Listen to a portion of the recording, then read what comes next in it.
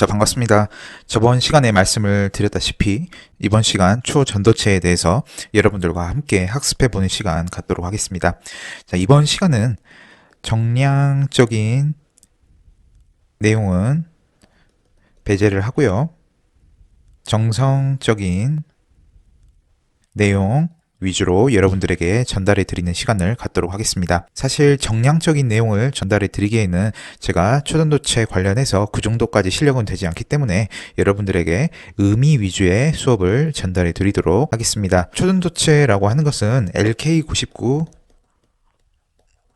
논문을 발표를 했었죠. 그래서 상당히 이슈가 되기도 한 내용이 되겠습니다. 자, 일단 전체적인 내용이 어떻게 되는지 한번 살펴보도록 할게요. 초전도체를 편하게 이해하시려면 여러분들께서는 역사에 대해서 조금 아실 필요가 있습니다. 일단 첫 번째로 온네스라고 하는, 자, 이분 보이시죠? 이분께서 세계 최초로 초전도체를 발견을 하게 됩니다. 아주 대단한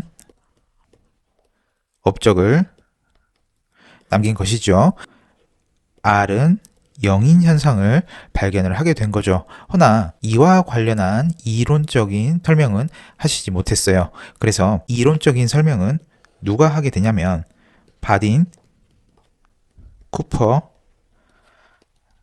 쉐리퍼라고 하는 이 세 분께서 초전도 현상을 이론적인 설명으로 논문을 통해서 메커니즘을 설명을 해냅니다. 즉, 초전도 현상이 발생하는 원리에 대해서 논문으로 써 내려간 것이죠. 그걸 두고 우리는 바딘의 B, 쿠퍼의 C, 쉐리퍼의 S를 따서 BCS 이론이라고 합니다. 굉장한 업적 중에 하나죠. 그래서 금속 내부에서의 현상을 전자의 코퍼쌍 그리고 양전하의 떨림 현상 간의 관계로 왜 저항이 0이 되는지를 설명을 합니다. 자, 이 중간에 또 어떤 일이 있었냐면 마이스너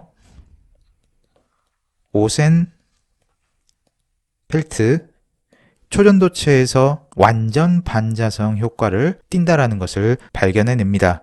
자, 이 증명은 나중에 런던 형제에 의해서 런던 방정식으로 설명이 됩니다. 전체적으로 한번 살펴보도록 하겠습니다. 이번 시간 구성은 시간 순서대로 여러분들에게 전달해 드리도록 하겠습니다. 그래서 첫 번째, 초전도체를 어떻게 발견하게 되었는지 한번 설명을 해 드리고요. 두 번째, BCS 이론이 등장하기 전에 마이스너 그리고 오센펠트라고 하는 분이 초전도체의 완전 반자성 효과를 발견해냈습니다. 이 친구를 여러분들에게 소개를 해드리고요.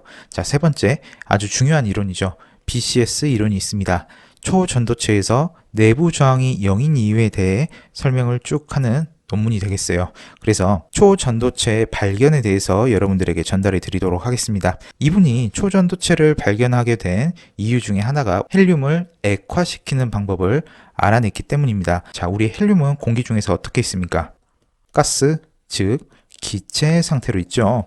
자, 기체 상태로 존재하는 이 친구들을 마이너스 269도 부근에서 헬륨은 액체 상태가 됩니다. 자, 헬륨이 액체 상태로 존재하면 상온 상태인 액체 수은을 집어넣게 되면 수은이 어떻게 되겠습니까? 열 에너지를 점점 잃어버려서 마이너스 38도가 되면 고체로 바뀌겠죠. 고체로 바뀐 수은이 온도가 점점 더 내려가서 액체 헬륨과 비슷한 온도를 갖게 될 겁니다. 자, 얘네가 이 영역에 존재를 하겠죠. 이렇게 고체 수은이 된 친구한테 전기장을 걸어 주었더니 저항이 0인 상태가 발견이 된 것입니다.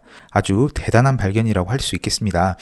굳이 이론적으로 이 친구가 어떻게 되는지를 완벽하게 설명하지 못했다 할지라도 아주 의미 있는 발견이다 라고 할 수 있겠습니다. 자, 그런데 수은으로 굳이 진행한 이유가 무엇일까요? 사실 도선으로 많이 쓰는 것은 구리가 되겠죠. 허나 구리는 어느 정도 불순물이 함유가 되어 있습니다. 그래서 이것을 순수하게 걸러내기가 상당히 어렵다고 해요. 허나 상온에서 액체 상태인 수은은 비교적 순수한 물질로 만들어내기 쉽다고 합니다. 따라서 수은을 실험도체로 사용했다 라고 생각을 해주시면 될 것 같아요. 자, 그럼 1933년이 돼서 마이스너 오센펠트라고 하는 이 두 분이 초전도체에 외부 자기장을 걸어줬더니 도체 표면에 유도 전류가 이런 식으로 만들어져서 외부 자기장을 전부 없애버린 것이죠.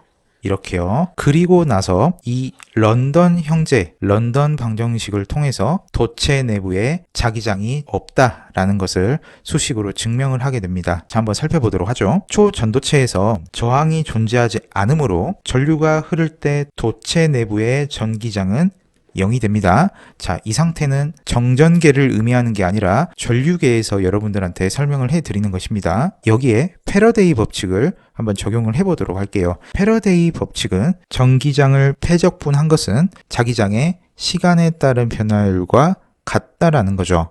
근데 전기장이 0이므로 시간에 따른 자기장의 변화는 있다 없다?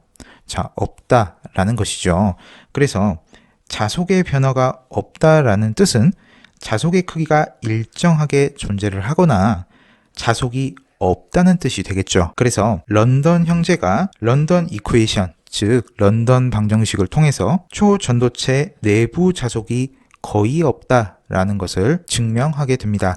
단 이는 1종 초전도체에서 나타나는 현상입니다. 2종 초전도체로 가면 초전도체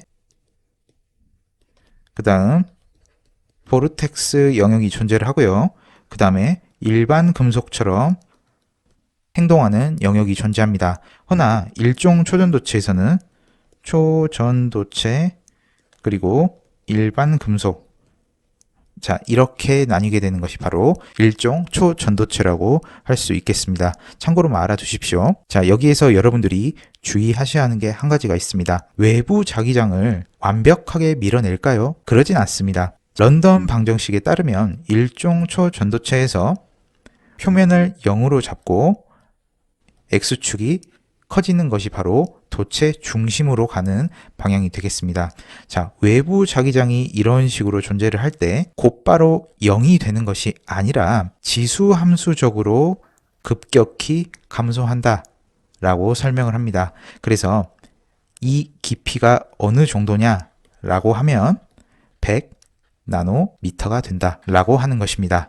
즉 침투 깊이가 존재는 하되 아주 짧은 영역이 되겠습니다. 그리고 외부 자기장을 어느 세기 이상 높여서 가하게 되면 초전도 현상을 잃어버리게 됩니다. 그걸 우리는 바로 임계 자기장이라 하죠. 일종 초전도체에서는 임계 자기장 영역이 이런 식으로 존재를 해서 중간에 보르텍스 영역이라고 하는 것이 존재하지 않습니다. 자, 세 번째, BCS 이론에 대해서 여러분들에게 설명을 해드리도록 하겠습니다. 바딘, 쿠퍼, 쉐리퍼라고 하는 이 세 사람의 약자를 따서 BCS 이론이라 명명을 하였고요. 자, 초전도 현상이 발생했을 때 전기장을 걸어주게 되면 이런 식으로 양전하가 있고요.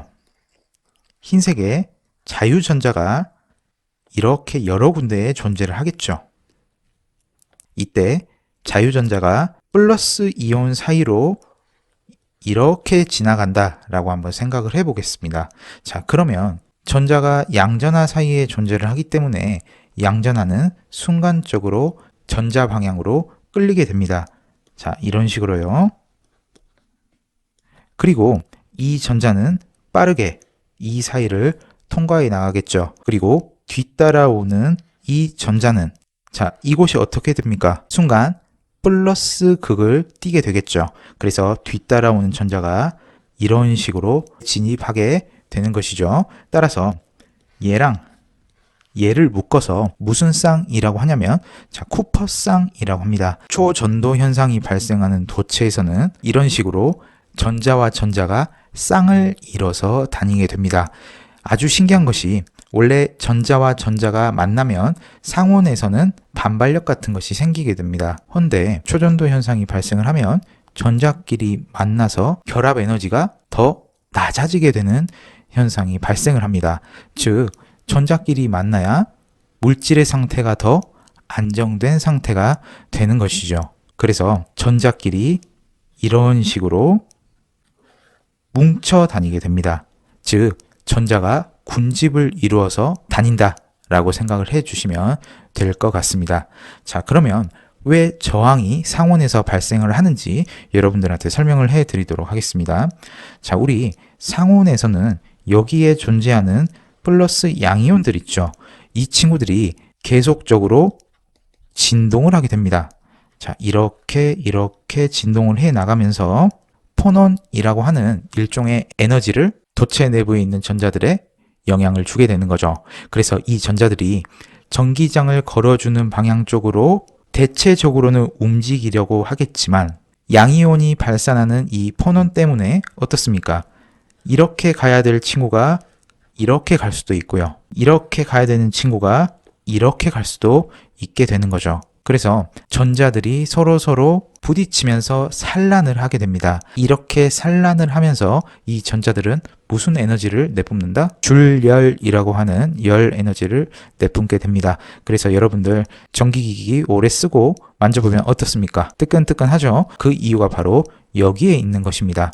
그런데 초전도체가 되면 여기에 있는 플러스의 이동이 굉장히 제한을 받게 됩니다. 자, 약간 이동을 할 수 있긴 하지만 여기에 존재하는 쿠퍼쌍들 있죠. 얘네를 깰 만큼 강력한 떨림이 아니다라는 거죠. 그래서 여기에 존재하는 전자들의 군집은 플러스 이온의 에너지 진동을 무시를 하고 한쪽 방향으로 쭉 진행을 하게 되는 것이죠. 자, 한번 읽어보죠. 상온에서 양전하의 떨림 현상은 커짐으로 전자를 흩뜨리게 합니다. 스캐터링 한다라고 하죠. 그래서 이렇게 스캐터링 된 전자들이 서로 부딪히면서 자, 무슨 열을 낸다? 자, 줄열이라고 하는 것을 발생시키게 됩니다. 즉, 기계가 따끈따끈하게 되는 거죠. 그런데 절대 용도에 가까워지면 질수록 양이온의 떨림 현상은 거의 없게 됩니다. 그리고 전자끼리 결합을 하게 되면 이전보다 에너지가 낮아지게 되는 아주 특이한 현상이 발생을 하게 됩니다. 즉, 물질의 상태가 전자끼리 결합을 해야 더 안정된 상태가 된다라고 하는 것이죠. 그래서 이를 두고 쿠퍼쌍이라고 합니다. 그래서 쿠퍼쌍이 가지고 있는 에너지는 10의 마이너스 3승 일렉트론 볼트가 된다. 이렇게 알아두시면 될 것 같습니다. 헌데 양이온의 떨림 현상으로 인한 에너지 전달은 이 친구를 깰 수 있다 없다? 깰 수가 없습니다. 그래서 전자끼리 모여서 양전하의 떨림 효과를 무시한 채 한쪽으로 아무런 저항 없이 흐를 수 있게 된다라는 것이죠. 그래서 양전하의 떨림 현상이 거의 없으므로 무수히 많은 쿠퍼쌍들이 도선의 양전하의 떨림에 의한 방해 없이 이동할 수 있게 되므로 저항은 거의 0에 가깝다라고 하는 겁니다. 즉, 절대 영도 부근에서 도체의 쿠퍼쌍 결합 에너지가 도선 내부에서 상대적인 큰 에너지처럼 보이게 되는 것이죠. 온도가 높아질수록 양전하의 떨림, 즉 에너지 전달이 커지므로 쿠퍼쌍은 어떻게 됩니까? 자, 깨져버립니다. 자, 쿠퍼쌍이 깨지고 양전하의 떨림 현상, 즉 폰원 현상이 더 세지는 거죠. 전자들을 흩뜨리게 하고, 자, 흩뜨린 전자들이 서로 충돌하고 양전하와 충돌하는 과정을 거치면서 열을 발생시킨다. 이 열을 우리가 유효하게 사용하지 않으면 어떤 손실이다? 유효 전력 손실이 되는 것이죠. 그래서 초전도 현상에서 우리는 두 가지 점을 알 수 있습니다. 임계 온도 이하로 낮춰야 하고요. 외부 자기장도 너무 많이 걸어주면 안 된다라는 거죠. 너무 많이 걸게 되면 자, 임계 자기장 값을 뛰어넘어서 일종 초전도체 같은 경우에는 바로 일반 도체처럼 행동하게끔 하고요. 2종 초전도체라고 하면 보르텍스 영역을 거치고 보르텍스 영역에서 한 번 더 임계 영역을 넘어서게 되면 일반 금속의 양상을 보인다라고 생각을 해주시면 될 것 같습니다. 그래서 다음 시간에는 고온 초전도체에 대해서 여러분들한테 잠깐 전달해 드리도록 하겠습니다. 고온 초전도체라고 하는 것은 무슨 뭐 100도, 200도 초전도체를 말하는 것이 아니고요. 마이너스 270도보다 30도에서 40도 정도 더 높은 초전도체를 의미를 합니다. 자, 이 친구는 조금 의미가 있는 친구들이니까 여러분들한테 잠깐 소개해 드리는 시간을 갖도록 하겠습니다. 여기까지 해서 이번 시간 마무리 짓도록 하겠습니다. 자, 부족한 강의 시청해 주셔서 감사합니다.